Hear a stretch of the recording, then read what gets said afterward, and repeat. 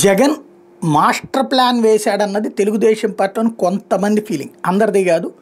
ఎప్పుడైతే రాజకేశ్ రెడ్డిని అరెస్ట్ చేసి పట్టుకొచ్చారో ఆ కేసు పీక్ స్టేజ్కి వెళ్తుంది, రేపు మాపు జగన్ అరెస్ట్ చేసేస్తారు అన్నటువంటిది వాళ్ళ అధికార ప్రతినిధుల్లో కొంతమంది. ఆగస్టులోపు మొత్తం కథ అంతా క్లియర్ అయిపోతుంది ఇలాంటి మాటలు చెప్తున్నారు. అంటే ఆగస్టులోపు జగన్ని జైల్లో పెట్టడం, ఆ తర్వాత 2-3 నెలలకి జైలు నుంచి బయటకు వస్తాడు.